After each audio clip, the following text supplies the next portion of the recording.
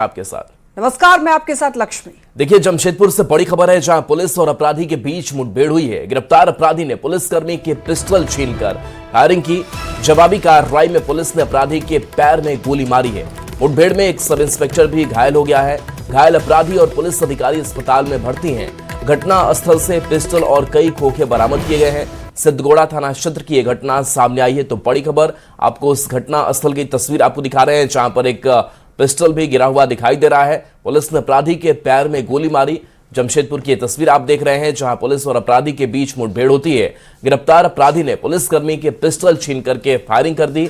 जवाबी कार्रवाई पुलिस ने भी की और अपराधी के पैर में गोली मारी गई है। मुठभेड़ में एक सब इंस्पेक्टर के भी घायल होने की खबर सामने आई है, जो इलाजरत हैं। घायल अपराधी और पुलिस अधिकारी अस्पताल में भर्ती हैं। घटनास्थल से पिस्टल और कई खोखे बरामद किए गए हैं। सिद्धगोड़ा थाना क्षेत्र की ये तस्वीर आप देख पा रहे हैं। तो बड़ी कार्रवाई ये हुई है, जहां पर जवाबी कार्रवाई पुलिस ने भी की। उसको भी पैर पर लगी और उसमें उसको जो भी घायल हुआ, फिर बाद में विधिवत तरीके से जिस भी तरीके से उसको आगे अपना एमजीएम अस्पताल ले जाया गया और आगे जाके उसको बिल्कुल एकदम पुलिस का देखरेख में उसका इलाज चल रहा है। और हमारा जो ऑफिसर था, सब इंस्पेक्टर, उनको भी कुछ खरोचे आई है इस मामले में, नीचे गिर गए थे। उनको भी एमजीएम अस्पताल में जाकर इलाज किया है, वाइटल्स चेक किए हैं। पिछली इस साल में कुछ जो वारदातें हुई हैं छिनतई की, तो उसमें एक ब्लैक कलर की पल्सर बाइक इस्तेमाल की जाती थी, जो इनसे मिलता जुलता ही है। और इन लोगों पर, ये दोनों ही लोग हैं, तो ये अब गैंग का पार्ट है कि नहीं है, लेकिन ये हम बिल्कुल एकदम आपको फैक्चुअली बता सकते हैं कि इन पर बहुत सारे मामले हैं। कल देर शाम जमशेदपुर पुलिस को अपराधियों द्वारा खुली चुनौती दी गई थी, जिस दौरान जहां कहीं ना कहीं कुछ ही घंटों में कई जगहों पर छिनतई की घटना को अंजाम दिया गया था अपराधियों द्वारा, जिसके बाद पुलिस उसकी पीछा कर रही थी और उसके बाद पुलिस के खिलाफ उनके द्वारा गोलीबारी की गई थी, मगर पुलिस ने दोनों को गिरफ्तार कर लिया था और कल देर रात तक उनसे पूछताछ की जा रही थी। इस दौरान उन्होंने सिद्धगोड़ा के सूर्य मंदिर के पीछे जो ज्वेलरी छिपाए जाने की बात की जा रही थी, उसके बाद पुलिस उनको लेकर आई और उसके बाद यहाँ जांच कर रही थी कि गहने कहां पर छिपाया गया था। इसी दौरान जो है पुलिसकर्मी का एक पिस्टल छीनकर अपराधी द्वारा पुलिस पर फिर ताबड़तोड़ फायरिंग की गई।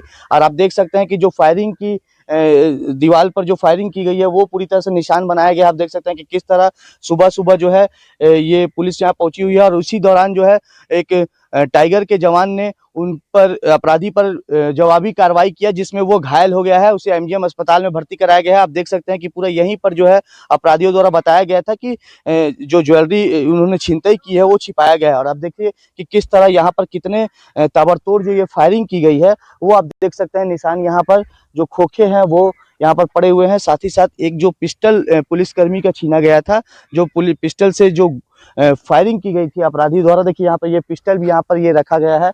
आप समझ सकते हैं कि जब ये अपराधियों द्वारा इस पिस्टल को छीना गया और उसके बाद जब है इससे फायरिंग ताबड़तोड़ पुलिस पर की गई, तो जवाबी कार्रवाई में पुलिस ने उस अपराधी पर भी फायरिंग की और उसमें वो घायल हो गया और उसके बाद उसे एमजीएम अस्पताल में भर्ती कराया गया। जिसके बाद ये पूरे एरिया को देखिए कि यहाँ मैं दिखाने का प्रयास करूंगा, पूरी तरह से सील कर दिया गया है।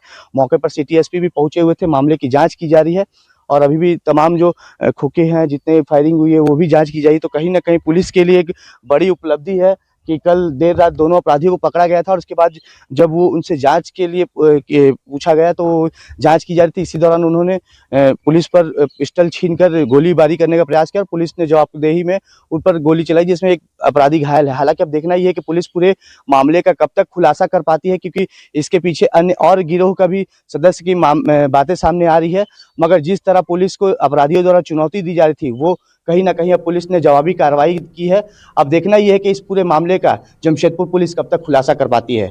न्यूज़ 18 के लिए जमशेदपुर से आशीष कुमार तिवारी।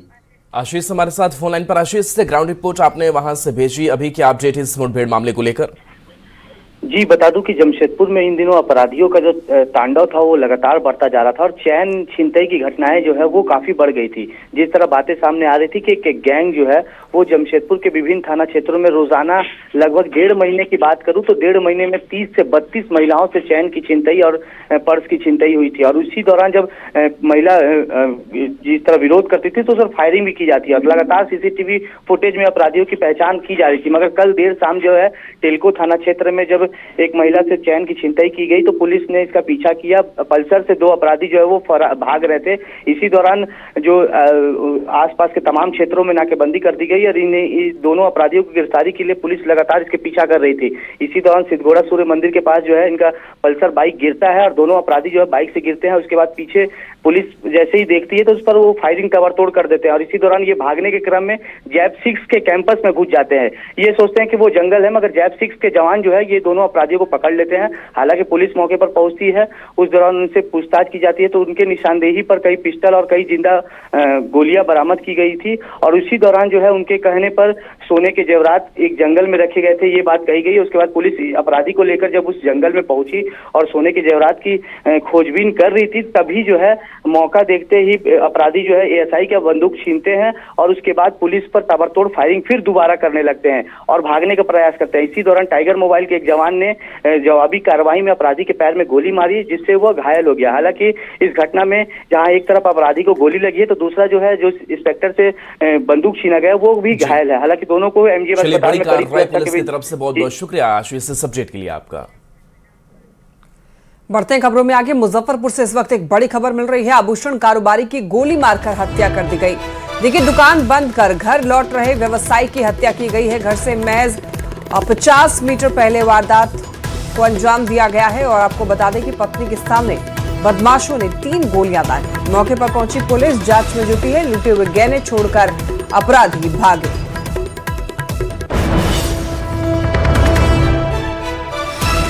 देखिए, ये 3 तस्वीरें आप देख सकते हैं टीवी स्क्रीन पर और यहाँ पर बताया जा रहा है कि मुजफ्फरपुर में ये 3 तस्वीरें आप देखिए किस तरीके से यहाँ पर दुकान बंद कर घर लौट रहा आरोपी पर हमला हुआ। और आपको बता दें कि आभूषण लूट के मामले में और ज्यादा जानकारी देंगे न्यूज़ 18 संवाददाता प्रियांक हमारे साथ जुड़ चुके हैं। प्रियांक, अभी पुलिस जांच में क्या कुछ सामने आया है? जी, घटना के बाद से ही पुलिस लगातार ताबड़तोड़ छापेमारी भी कर रही है और जिस एरिया में जिधर की तरफ अपराधी फरार हुए थे उस रूट की भी लगातार जांच की जा रही है और तमाम सीसीटीवी फुटेज भी खंगाले जा रहे हैं। अब तक किसी की गिरफ्तारी नहीं हो पाई है, लेकिन पुलिस जो है दावा है कि जल्द से जल्द अपराधियों को गिरफ्तार कर लिया जाएगा। और जिस तरीके से अपराधियों ने बड़ी घटना को अंजाम दिया है, जो आभूषण कारोबारी हैं उनकी पत्नी उनके बेटे के सामने उसकी गोली मारकर हत्या कर दी है, तो ये कहीं ना कहीं एक बड़ा चैलेंज पुलिस के लिए भी है और पुलिस इस मामले को जो है अब देखने वाली बात होगी कितने दिनों में सॉल्व करती है और कितने जल्द जो है अपराधियों को पकड़ पाती है। लेकिन प्रियांक, क्या ये पुरानी रंजिश का मामला है और किस तरीके से इसको पुलिस ने हैंडल किया है? देखिए, अभी तक जो प्राथमिक जांच में मामला सामने आया है उसमें यही बताया गया है कि ये लूटपाट के दौरान घटना हुई है, क्योंकि जो आभूषण कारोबारी हैं वो रोजाना की तरह अपने घर लौटते थे। महज 500 मीटर की दूरी पर उनका आवास था और वो लौट रहे थे और ये बातें जो है वो अपराधी भी जान रहे थे कि उनका रोज आना है, ये इस टाइम में जो है लौटते हैं और उनके पास दुकान की कुछ आभूषणें जो महंगी आभूषणें हैं वो रहती हैं। तो इसी को लेकर अपराधियों ने टारगेट किया था और उसको लेकर ही उन पर लूटपाट की जा रही थी। और जब परिवार के सदस्यों ने दूर से देखा तो जब बीच बचाव करने गए, वहां पर जैसे ही पहुंचे तो लूट में असफल होते देख अपराधियों ने फिर गोली मार दी है, जिससे उनकी मौत हो गई थी। तो फिलहाल यह मामला लूटपाट का ही प्रतीत हो रहा है फिलहाल, और पुलिस इस मामले की जांच भी कर रही है कि क्या इसमें और भी कोई अन्य एंगल दिख रहा है क्या। ठीक है प्रियांक, नजर बनाए रखिए इस पूरे मामले पर। बहुत शुक्रिया। देखिए, ये 3 तस्वीरें बताया जा रहा है कि यहाँ पर एक आभूषण कारोबारी की हत्या कर दी गई है और उसके ही बेटे के सामने, और पुलिस जांच पड़ताल में जुटी हुई है। घर दुकान बढ़ा के घरे आ रहे थे, उसी बीच में बउआ है ना, दुकान बढ़ा के गली वाला रोड है अभी, उसी में आ रहे थे कि बउआ दुकान भगना है, जौहरे आ रहा था, वही यहाँ से उतना दूरी पर होगा। हाँ, बस वो आए दौड़ते आए, कहा नाना से हाथापाई कर रहा है, कोई झगड़ा करा, तो वो सही दौड़ते हुए घर में से कूदते हुए निकले ना, तो वो छीन ही रहा था। तो उतने में हम लोग पहुँच गए, उतने में वो छीन भी रहा था, नचा के मारपीट भी हुआ हल्का, छिनेट में गोली चलाया, लगातार 4-5 को गोली वहाँ पे चलाया। कितने का संख्या में थे? 3 एक अपाची से 3 आदमी, एक अपाची से 3 आदमी। हाँ, अकेले थे, उतना नहीं, वो 8 साल के थे बस। गहना भी था उनके पास? हाँ, सामान दुकान दुकान बंद करके आ रहे थे, इनके साथ चित नहीं हुआ, गोली वोली मार दिया गया। ये तो मालूम चला था। कितने बजे वो आते थे डेली दुकान बंद करके? ये तो मेरे को नहीं मालूम, लेकिन 7-8 बजे आते होंगे, 8 बजे के आसपास। आभूषण छीनने का प्रयास किया? हाँ, तो सोनार के पास तो वही सब होता है, अब और क्या होता है। अब उसने छीनने का प्रयास किया हुआ, चाहे गाड़ी उड़ी छीनने का प्रयास। गोली लगी है? नहीं मालूम, हमको नहीं मालूम। अभी तक जो पता लग पाया है वो 2 गोली उनको लग गई, जिसके कारण से उनकी मृत्यु हो गई है। आगे उसकी जांच की जा रही है, कहाँ से आए थे और उनका क्या मकसद था, क्या कोई ये पर्सनल वेंडेटा भी था या फिर ये लोग लुटेरे ही थे। वेपन वगैरह बरामद हुए हैं? वेपन भी बरामद किया गया है और अभी आभूषण कुछ भी ले नहीं गए हैं, जहाँ तक हमें पता लग पाया है। घर के सामने ही घटना हुआ है, क्या इन लोग के द्वारा झड़प वगैरह हुई है? वो झड़प की सूचना तो है, अभी उसके बाद अभी जांच के बाद ही पता लग पाएगा कि आपस में क्या हुआ था। मुजफ्फरपुर पुलिस ने काटी थाना क्षेत्र के दामोदरपुर स्थित आम्रपाली ज्वेलर्स में दिनदहाड़े हुई 70 लाख रुपए की बड़ी आभूषण लूट का महज 3 दिनों के भीतर खुलासा किया है। पुलिस ने सरैया थाना क्षेत्र के खेत में जमीन के अंदर गाड़कर छिपाए गए करीब 33 लाख रुपए के आभूषण बरामद कर लिए हैं। इस सनसनीखेज मामले में पुलिस ने एक महिला समेत 4 आरोपियों को गिरफ्तार किया है। इनके पास से लूटे गए गहनों के साथ वारदात में इस्तेमाल पिस्टल और अन्य सामान भी बरामद हुए हैं। 22 जून को, जैसा कि आप जानते हैं, काटी थाना अंतर्गत आम्रपाली ज्वेलर्स में जो है वहाँ पे लूट की घटना हुई थी। उसी समय तत्काल एक SIT गठन किया गया था और अभी तक SIT ने कार्य करते हुए कुल 33 लाख का लगभग लूटा हुआ आभूषण बरामद किया है और हथियार के साथ 4 अभियुक्तों को पकड़ा है। एक मुख्य अभियुक्त को घटना के दिन ही जो स्थानीय लोगों ने पकड़ लिया था। इसके बयान और फिर पूछताछ के बाद हम लोगों ने कार्रवाई की। ज्ञान बिंदु के निदेशक रोशन आनंद और फैजल खान के बीच हुए विवाद और गोलीबारी मामले में रोशन आनंद को अदालत से जमानत मिल गई है। जमानत मिलने के बाद वो देर शाम अपने पैतृक गांव धमसेना पहुंचे, जहां उनसे मिलने के लिए परिजन और स्थानीय लोगों की भीड़ उमड़ पड़ी। हालांकि भाई की मौत के गम में डूबे रोशन आनंद ने फिलहाल इस पूरे घटनाक्रम पर मीडिया या किसी के भी सामने कोई भी प्रतिक्रिया देने से साफ इनकार कर दिया है। फिलहाल प्रिंस यादव की मौत किन परिस्थितियों में हुई, इसे लेकर अभी सस्पेंस बना हुआ है और लोग आगे की जांच रिपोर्ट का इंतजार कर रहे हैं। देखिए यहाँ पर तस्वीरें आप ये देख सकते हैं। रोशन आनंद के जितने भी छात्र हैं वो इस वक्त काफी ज्यादा आक्रोशित भी हैं। प्रिंस यादव जो कि रोशन आनंद के छोटे भाई, नेपाल में संदिग्ध हालत में मौत हुई और उसके बाद जमानत मिली रोशन आनंद को।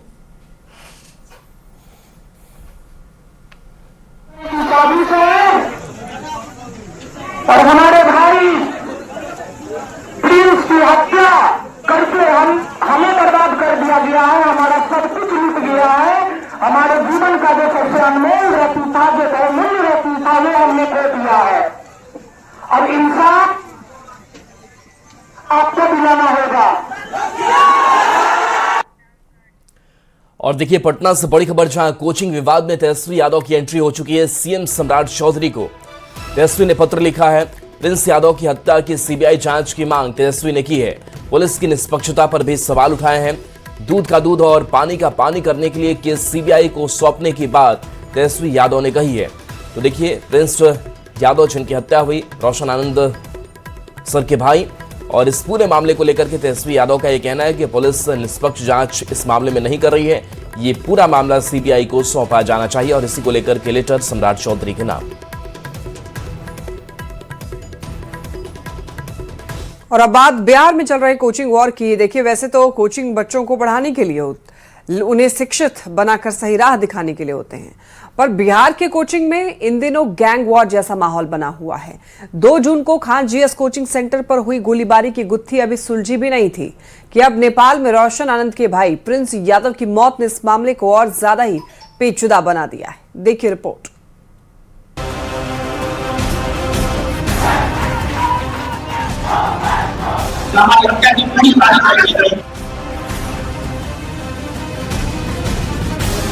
इसमें कोई ना कोई तीसरा साजिश जरूर कर रहा है। इसके लिए एक उच्च स्तरीय जांच होनी चाहिए।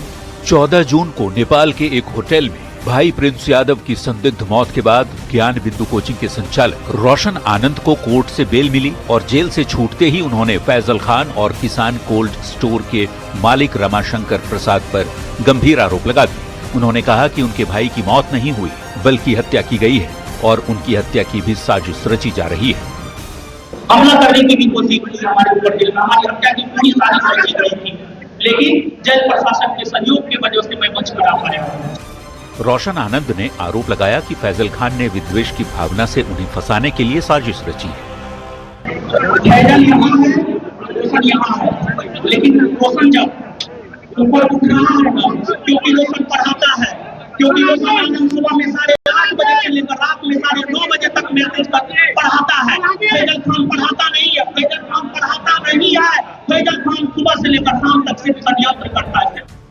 इधर खान सर ने प्रिंस खान की मौत पर परिवार के प्रति संवेदना जताते हुए एक वीडियो संदेश जारी किया है। साथ ही किसी तीसरे के शामिल होने की आशंका जताते हुए मामले की निष्पक्ष जांच की भी मांग की है। एकदम दिल दहल गया। किसी परिवार के लिए इससे कठिन दौर क्या आ सकता है। भगवान इस कठिन दौर से निकलने के लिए उनको सहन शक्ति दे। इसमें कोई ना कोई तीसरा साजिश जरूर कर रहा है, इसके लिए एक उच्च स्तरीय जांच होनी चाहिए। खान जीएस कोचिंग सेंटर पर हुई गोलीबारी की गुत्थी अभी सुलझी नहीं थी कि अब नेपाल में रोशन आनंद के भाई प्रिंस यादव की मौत ने इस मामले को और भी पेचीदा बना दिया है। नेपाल पुलिस का कहना है कि प्रिंस एपिलेप्सी की दवा का सेवन करता था, उसके रूम से ये दवा बरामद भी हुई है, जबकि रोशन आनंद ने अपने भाई की साजिशन हत्या की आशंका जताते हुए मामले की सीबीआई जाँच की मांग की है। पटना से न्यूज 18 के लिए संवाददाता धर्मेंद्र कुमार और रजनीश कुमार के साथ ब्यूरो रिपोर्ट। बिहार में कोचिंग बिजनेस की लड़ाई अब हत्या के आरोपों तक आ गई है। कोचिंग किस कदर बेलगाम हो गए हैं ये सबको पता है। इस बीच सीएम सम्राट चौधरी ने बड़ा बयान दिया। सम्राट चौधरी ने कहा कि बिहार में सारे कोचिंग बंद हो जाएंगे। आखिर सम्राट चौधरी ने ये क्यों कहा, इस रिपोर्ट में आपको दिखाते हैं।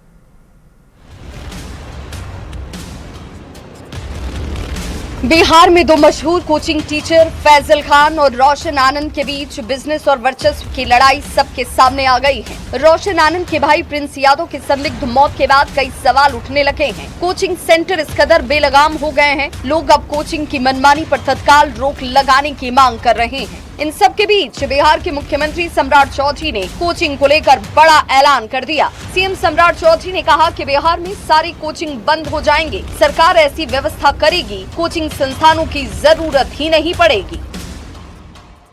सभी प्रखंड, जिस प्रखंड में डिग्री कॉलेज नहीं है वैसे जगह पर 211 जगह पर डिग्री कॉलेज खोल रहे हैं।